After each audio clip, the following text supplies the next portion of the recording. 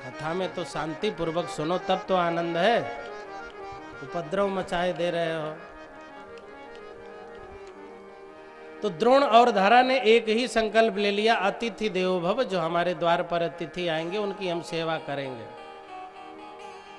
अब सेवा का संकल्प ले लिया तो भीड़ आने लगी।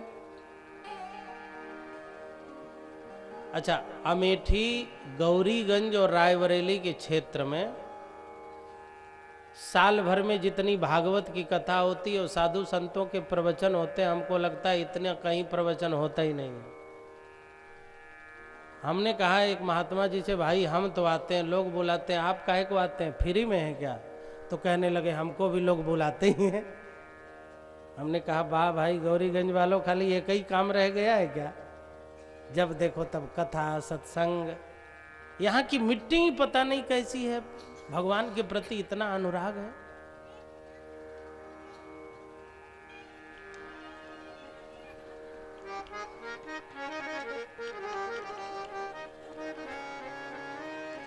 कमांडो खड़े रह गए।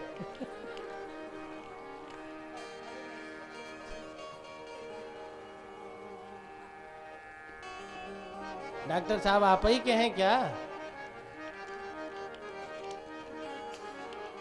कुर्सी लेके उधर मुंह करके बैठिए पंडित जी, उधर मुंह करके बैठिए, तब कुछ समझ में आएगा।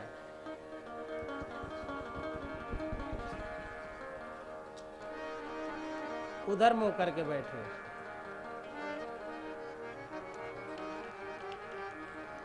तो जहां सेवा होगा, जहां सेवा का भाव होगा, जहां सम्मान होगा, वहीं सभी लोग आएंगे, स्वाभाविक है।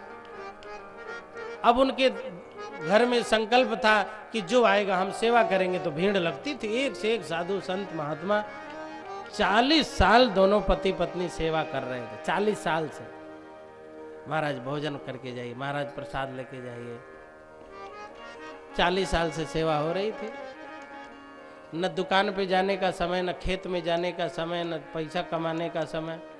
तो आय का स्रोत बंद हो गया और खर्च बढ़ता ही गया। आय कम हो जाए, खर्च बढ़ जाए, ये लक्षण है मिटने के।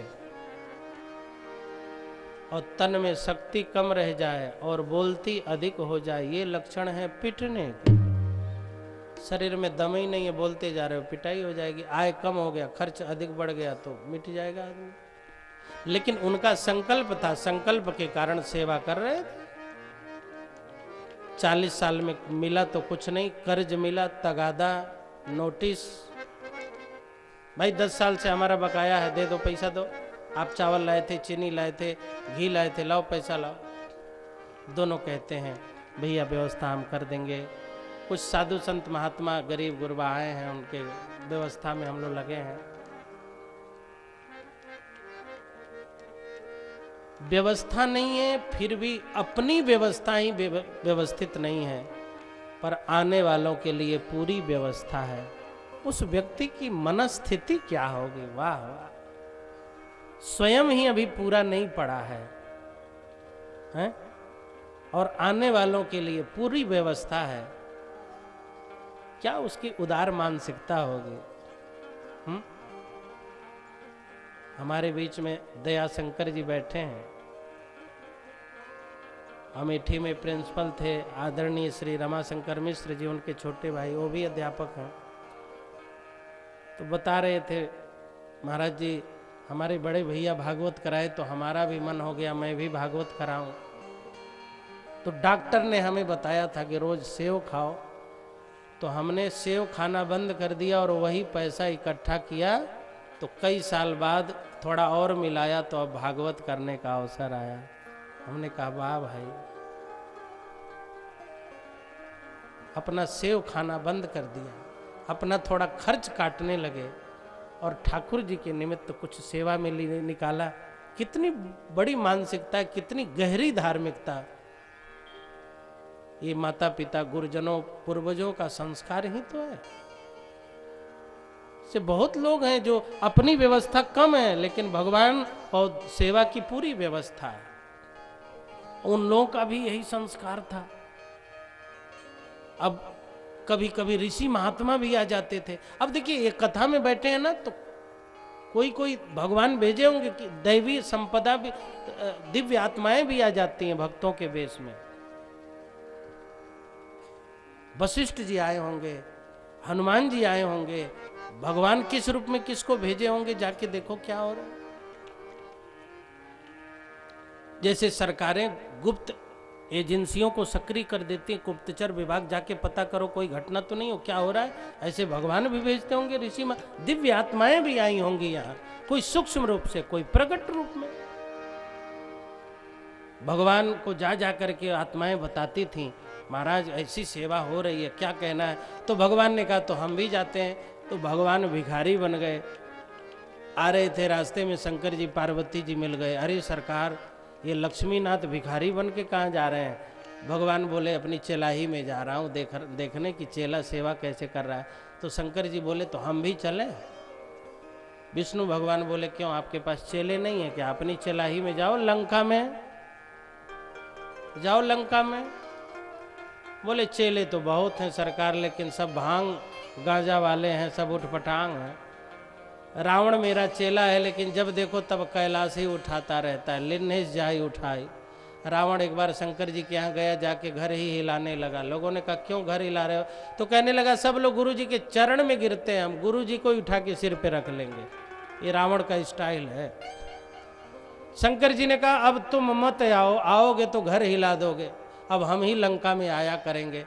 घर हिलने लगा। पार्वती जी ने कहा घर क्यों हिल रहा है, भूकंप आ गया क्या। शंकर जी बोले चेला हाल चाल लेने आया, इसलिए घर हिल रहा है। ऐसे भी चेले हैं कि घरे हिला दें। शंकर जी ने कहा एक चेला रावण, एक चेला भस्मासुर। तपस्या किया शंकर जी की, और कहने लगा वरदान दीजिए जिसके सिर पर हाथ रख दूं जल के मर जाए। हम होते तो कहते हमको छोड़ के सब पे लागू होगा, किंतु शंकर जी को क्या भरोसा कि चेला ही गड़बड़ कर देगा। कहने लगे आशीर्वाद है, जिसके सिर पर हाथ रख दोगे जल के मर जाएगा। तो कहने लगा गुरु जी प्रैक्टिकल आप ही से कर लें तो क्या हर्ज है। शंकर जी कहने लगे ऐसे ही सब उठपटांग चेला है, विष्णु भगवान आपके चेले बहुत लोग अच्छे हैं, ले चलें, आप हमें ले चलें। तो अब विष्णु भगवान, शंकर जी और पार्वती जी, उस गृहस्थ का द्वार कितना अच्छा है, जिसके द्वार पर जगन्नाथ विश्वनाथ अन्नपूर्णा पधारे हो भिक्षा के लिए। तीनों सरकार को देख करके द्वार पर सेवा में बैठी हुई थी धारा देवी। द्रोण जी नहीं थे, कहीं गए हुए थे। धारा देवी ने तीनों को देखा, वो बड़ी बड़ी आंखें, भव्य ललाट, हाथ जोड़ के खड़ी हो गई। बहुत भिखारी आए, लेकिन आप लोग जैसा तेजस्वी भिक्षुक पहली बार आए, क्या सेवा करें। माता जी कुछ खिलाइए। तो घर के अंदर गई, चावल का एक दाना नहीं था, तो बाहर निकल के आई, बोली बैठिए मैं लाती हूँ। और पिछले दरवाजे से बाजार चली गई और कहने लगे भैया थोड़ा चावल आटा दे दो, घी दे दो, नमक मिर्च मसाला। दुकानदारों ने दिया ही नहीं। चलो चलो आगे बढ़ो, 10-10 साल से कर्ज लदा है, फिर भी मांगने चली आई। अब चौराहे पे बैठ के रो रही थी, तो एक दुकानदार ने देखा और उसके मन में गलत भाव आ गया। कहने लगा कि जो तुम मांगो हम दे देंगे, लेकिन जो हम चाहते हैं तुम्हें करना पड़ेगा। माता जी का गंदा विचार तो था नहीं, बोली हाँ हाँ जो कहोगे कर दूंगी। उन्होंने सोचा कहेगा हमारे घर का जूठा बर्तन धो दो तो धो दूंगी, कहेगा हमारे पति पत्नी बच्चों का कपड़ा धो दो तो धो दूंगी, कहेगा झाड़ू लगा के पोछा कर दो लगा दूंगी। पर उसने माता जी की छाती के तरफ उंगली दिखाया। आंखों में आंसू आ गए। हमारी छाती छूना चाहते हो। वहीं नुकीला चक्कू पड़ा हुआ था दुकान में। धारा देवी ने अपनी दोनों छाती को काट दिया और मांस का लोथड़ा उसके हाथ पर रख दिया। तुम्हें हमारी छाती चाहिए ले लो, ये तो नासवान है, एक दिन मरना ही है। इस नासवान के द्वारा अविनाशी की सेवा हो जाए, कितना अच्छा है। दुकानदार डर गया, चावल आटा सब दिया। माताजी दोनों छाती को कपड़े से बांधी हैं, कागज लगा के, पन्नी लगा के, कपड़े लगा करके आई, चावल बनाई। एक फोड़ा फुंसी हो जाए, स्त्रियों को उस दिन खाना नहीं बनाएंगे, लेकिन जिसकी छाती कटी हो अतिथियों के लिए भोजन बनाई। भोजन परोसने लगी। दोबारा जब परोसने गई हैं और जब परोसने के लिए झुकी तो छाती का खून रोटी पर गिर पड़ा। लाल लाल खून देख करके खड़े हो गए तीनों। अरे राम राम राम राम, खून लगा के खिला रही है देवी, अशुद्ध हो क्या? पहले बताना चाहिए, हम तुम्हारे घर में नहीं भोजन करते, कहीं और चले जाते। ओहो हो, हमारा व्रत भंग कर दिया, अशुद्ध हो लग रहा है। अशुद्ध थी तो पहले बता दिया होता, हम चले जाते। धरा देवी ने कहा आप लोग जाइए। नहीं, मैं अशुद्ध नहीं हूं, अशुद्ध होती तो आप लोगों को खाना नहीं खिलाती। मैं शुद्ध और पवित्र हूं, लेकिन मेरे पास खिलाने का कोई और साधन नहीं था। जब मैं बाजार में लेने गई तो दुकानदार ने मेरी छाती मांग लिया, मैंने काट कर दे दिया। छाती का खून रोटी पे गिरा है। भगवान विष्णु को लगा कितना धैर्य है, कितना समर्पण है, कितनी हिम्मत है, कितनी श्रद्धा है कि अपने अतिथियों के सामर्थ्य को न जाने हुए भी भगवत बुद्धि से सेवा हो रही। भगवान विष्णु ने कहा देवी, तुमने किसके लिए छाती कटवाया, तुम्हें नहीं मालूम? सारे जगत का स्वामी भगवान जिसको कहते हैं, वो तुम्हारे द्वार पर रोटी खाने आया था। तुमने आखिर अपनी श्रद्धा और समर्पण को दिखा दिया, लेकिन माँ मैं समझ नहीं पा रहा हूं कि इतनी हिम्मत तुम्हारे अंदर कैसे आ गई कि अपने अतिथियों के लिए शरीर को भी कुछ नहीं समझा। माँ, जिस छाती को तुमने कटवाया है उसी छाती का दूध पीने के लिए मैं तेरा बेटा बन के तुम्हारे घर आऊंगा। माँ, मैं तुम्हारे घर आऊंगा, तुम्हारा बेटा बनूंगा। आज मैया कह रही हैं, आने का वादा किया,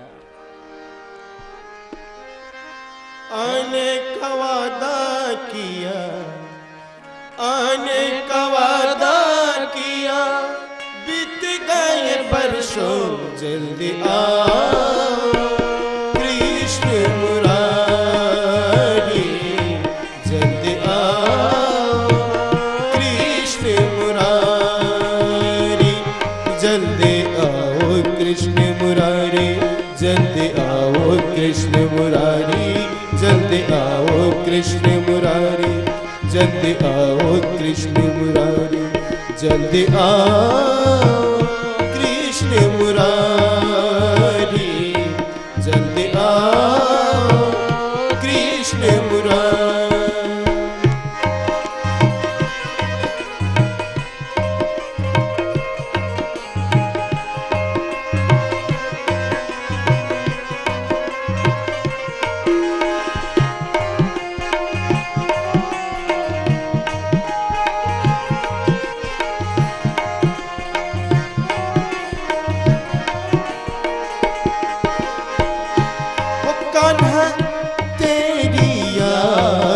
सताती है हो कान्हा, तेरी याद सताती है, राधा की पायल तेरा नाम भुलाती है। ओ कान्हा, तेरी याद सताती है, राधा की पायल तेरा नाम बुलाती। हे मेरे मोहन, हे मेरे मोहन, विपिन बुलाए कृष्ण मुरारी, जल्दी आओ कृष्ण मुरारी, जल्दी आओ कृष्ण मुरारी, जल्दी आओ कृष्ण मुरारी, जल्दी आओ कृष्ण मुरारी, जल्दी आओ कृष्ण मुरारी, जल्दी आओ कृष्ण मुरारी, जल्दी आओ कृष्ण मुरारी। आया भादों का महीना, कृष्ण पक्ष की अष्टमी तिथि, रात्रि के 12 बजे हैं। रात्रि के ठीक 12 बजे कंस के कारागार में एक दिव्य प्रकाश पुंज प्रकट हुआ। भगवान बाल कृष्ण प्रकट हुए। बोलो बाल कृष्ण भगवान की। प्रभु ने बताया मुझे कारागार से बाहर कर देना होगा। देवकी वसुदेव बोले हम लोग साधनहीन हैं, कंस समर्थ है, साधनहीन को सहारा कौन देगा? हम आपको लेके बाहर निकले तो हमारी इस छाती को संभालेगा कौन? भगवान ने कहा देवकी वसुदेव आप अच्छी भावना को लेकर के अच्छे कार्य करने निकलो तो इस दुनिया में विरोधी बहुत मिलेंगे, लेकिन लाखों में एक दो लोग ऐसे मिल जाएंगे जो साधनहीन को भी सहारा देने के लिए खड़े हो जाएंगे। देवकी वसुदेव आप साधनहीन हैं, लेकिन प्रयास तो करो। सहारा देने वाले नंद और यशोदा तुम्हारी प्रतीक्षा कर रहे हैं। इस संसार में परमात्मा माना कि अच्छे लोगों को कम बनाता है, लेकिन एकदम संसार अच्छे लोगों से शून्य नहीं है। इस संसार में एक से एक अच्छे अच्छे लोग, मुझे तो लगता है बुरे ही कम हैं, अच्छे ज्यादा हैं। बस देवकी और वसुदेव भगवान को प्रणाम किए। वसुदेव जी लाला को लेके जैसे निकलने का प्रयास किया, हाथों की हथकड़ियां खुल गई, पांव की बेड़ियां टूट गई, पहरेदार सो गए। वसुदेव जी लाला को लेकर के चले हैं। आकाश गर्जना करने लगा। मंदम मंदम जलधरा जगर जुर नुसागरम निशीथे तम उद्भूते जाय माने जना। वर्षा होने लगी, मोर केका करने लगा, कोयल कूकने लगी, चिड़ियां चहचहाने लगी, चराचर प्रकृति प्रसन्न हो गई। जमुना पार करके वसुदेव जी नंदालय पहुंचे हैं। वहां कन्या ने जन्म दिया था। लाला को रख करके और कन्या को लेके वसुदेव जी आए। कन्या चिल्लाने लगी, कंस दौड़ के आया, उठा के पटकना चाह रहा था, लेकिन कन्या आकाश में चली गई और बोली, मूर्ख तू मुझे क्या मारेगा, तुझे मारने वाले ने अवतार ले लिया। और उधर नंद बाबा को संतों ने कहा था अष्टमी तिथि की रात के 12 बजे तक नंद जी तो बाप बन जाओगे, लेकिन हड़बड़ी न करना, चुपचाप पड़े रहना, जल्दीबाजी में न रहना, सुबह सूचना मिलेगी। नंद बाबा को तो रात के 11 बजे से ही धुकधुकी लगने लगी। 82 साल का हो गया, बेटे का मुंह नहीं देखा, जल्दी बेटा हो जाए। 1 बजे गए, जमुना नहा आए, गौशाला में पहुँचे, सोचा चलो जल्दी जल्दी ध्यान और पूजा कर लें। तो नंद बाबा ध्यान लगाने लगे तो देखा एक नन्हा नन्हा सांवला सलोना बालक गोदी में आके बैठ गया, काली कामली ओढ़े और कह रहा है, बाबा चिंता मत करियो, मैं आ गया हूँ। नंद जी सोचने लगे, मेरे ध्यान में तो विष्णु भगवान आते थे, आज नन्हा बालक कैसे आ गया, ध्यान ठीक नहीं लग रहा है, चलो मंत्र जप लें। तो नंद बाबा मंत्र जपने लगे, ओम नमो भगवते वासुदेवाय, ओम नमो भगवते वासुदेवाय। लेकिन मन तो बेटा में लगा था, मंत्र भूल गए। मालूम का जपने लगे, अबे तो भयो ना है, अबे तो भयो ना है, ना जाने कब तक होएगो, बेटा होएगी कि बेटा होएगो, बेटी होएगी कि बेटा होएगो, बेटी होएगी कि बेटा, अभी तो भयो ना है, अबे तो भयो ना है, अबे तो भयो ना है, अबे तो भयो ना है, कब होएगो, हे भगवान जल्दी हो जाए, हे भगवान जल्दी हो जाए। अच्छा, घर में कुछ होना हो और माला लेके जब बैठ जाओ तो माला में यही सब मंत्र आएगा। उधर नंदा जी ने देखा भाभी के बगल में सुंदर नीलमणि पड़ा है, तो नंदा जी दौड़ी अपने भैया को बताने के लिए, भयो भयो भयो भयो भयो भयो भयो भयो। मिल गए बच्चे तो सबसे आगे रहते। बच्चों ने पूछ लिया, बुआ जी का भयो? बुआ जी बोली, कछु ना है भयो। चुप। सोचा इन्हें बता दूंगी, ये भैया को बता देंगे, सब माल इन्हें मिल जाएगा, हमें क्या मिलेगा। बच्चे फिर आगे बढ़ गए, तब नंदा जी फिर दौड़ी, भयो भयो भयो भयो।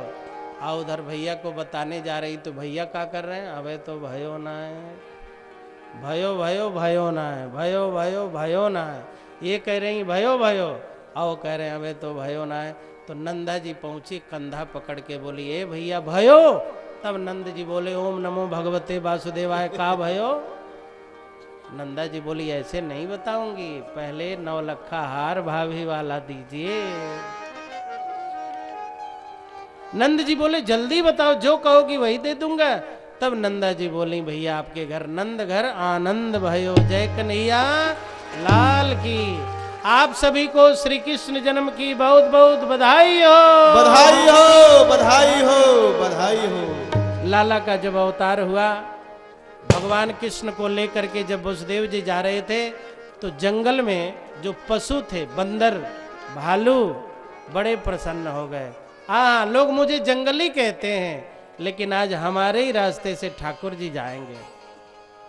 लोग हमें पशु और जंगली कहते थे, किंतु अब हमारा जंगल का मार्ग और हमारा जंगली होना भी धन्य हो जाएगा, क्योंकि इसी जंगल के पथ से भगवान पधारने वाले हैं। ए बच्चे, रास्ता में जो बच्चे हैं हटा दो, किनारे हो जाओ थोड़ा।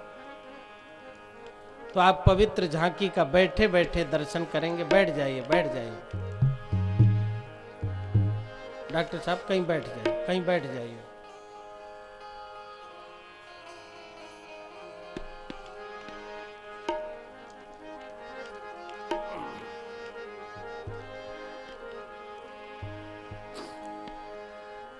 हनुमान जी महाराज प्रसन्न हैं, जामवंत जी प्रसन्न हैं, शंकर जी प्रसन्न हैं, सारे लोग प्रसन्न हैं भगवान श्री कृष्ण के जन्मोत्सव पे। आप लोग दर्शन करें, बैठ के ही दर्शन करें लाला का जन्मोत्सव। और जब नंद घर आनंद भयो ये भजन गाया जाएगा, तब आप लोग फिर झूमिएगा, नाचिएगा, जन्मोत्सव मनाइएगा। भगवान को माखन मिश्री का भोग लगेगा और सुठौरा जरूर लेके जाइएगा। बोलो शंकर भगवान की जय। शंकर भगवान मुस्कुराते आ रहे हैं।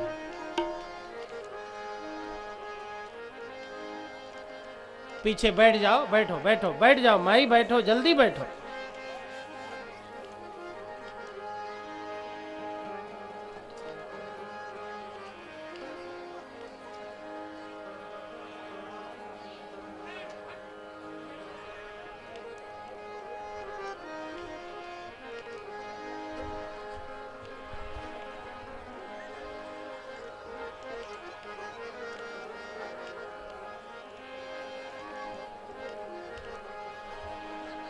पूरे ब्रज में शोर हो गया, चारों तरफ शोर हो गया है। आइए आनंद ले लाला के जन्मोत्सव का। हुआ ब्रज मंडल में शोर शोर शोर शोर शोर, हुआ ब्रज मंडल में शोर, चलो सब नंद भवन की ओर। जन्म लियो कान्हा ने, कान्हा ने जन्म लियो कान्हा ने, कान्हा ने जन्म लियो कान्हा ने। अभी झांकी आ रही है।